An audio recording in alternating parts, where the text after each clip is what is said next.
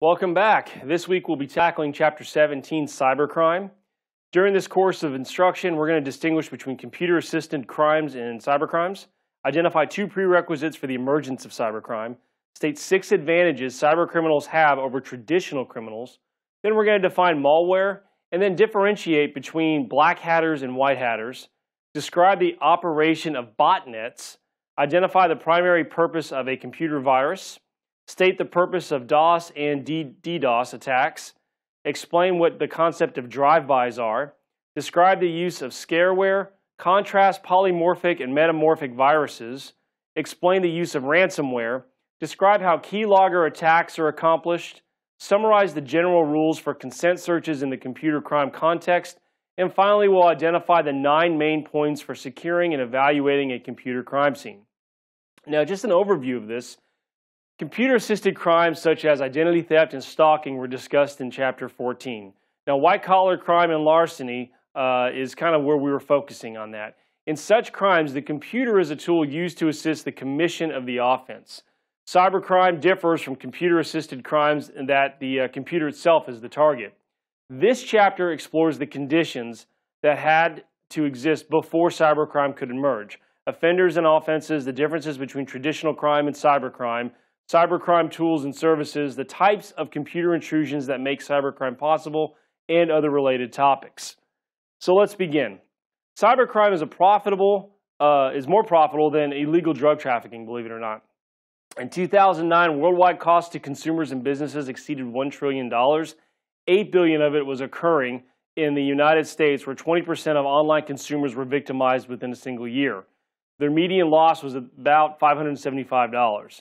Now, some of the cybercrime tools and services related to theft and fraud, we look at cybercrime tools and services are being mass marketed on the internet. They are found on publicly accessible web forums.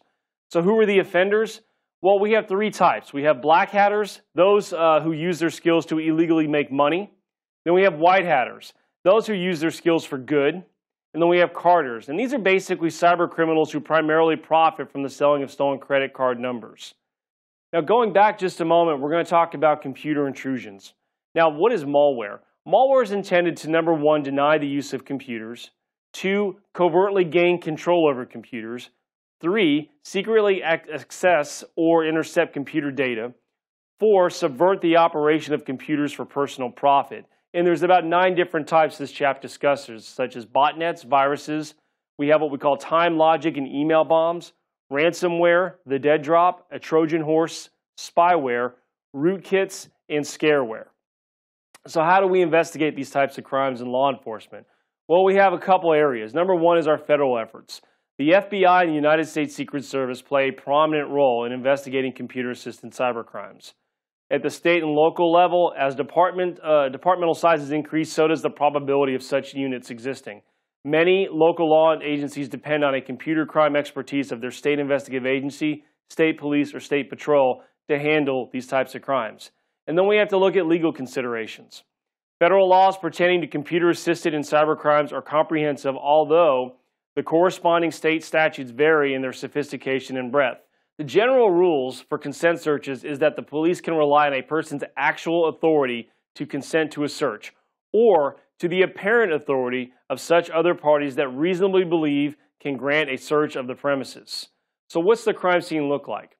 Well, we're looking at the computer and the peripheral evidence first. This includes computer notebooks and laptops, desktops, rack systems, mainframes, as well as external hard drives, printer scanners, compact discs, flash drives, memory card readers, webcams, and wireless access points to the network servers. So when we look at crime scene, we're looking at all these different types of mechanisms combined together in a single site, or maybe multiple sites. So crime scene processing, we look for trained and experienced computer investigators. They are the best choice for processing a cyber scene. Securing and evaluating the evidence, we want to remove and exclude all persons from the area where evidence is to be collected. If a wireless system is involved, direct non-investigative personnel to stay in a particular room until the possibility of potential evidence in rooms beyond where the computer is located is determined. If a computer or other devices are off, leave them off. If the computer's power state cannot be immediately determined, look and listen for indication that it's on.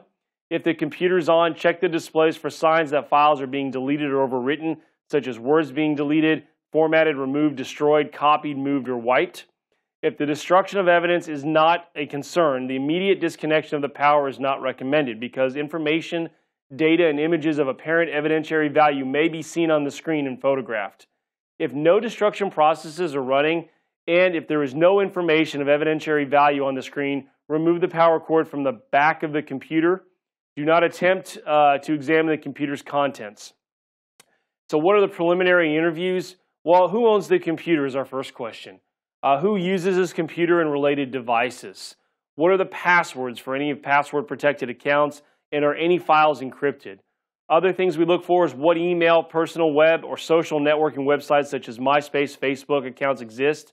Whose are they, and what are the passwords that are needed? What data access restrictions on destructive devices or software or automated applications are in use? For wireless networks, where is all the accessible equipment located? Who provides the internet service? Whose name's on the internet bill and who actually pays that bill? And how is the internet accessed? Now we need to focus on collecting and transporting evidence.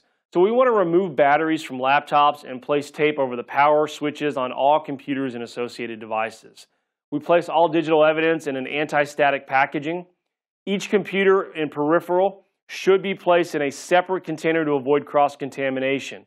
Carefully pack all evidence to prevent it from being damaged from shock and vibration while being transported. Keep digital evidence away from magnetic fields. Regular procedures for handling other types of evidence, such as maintaining the chain of custody, should be carefully followed.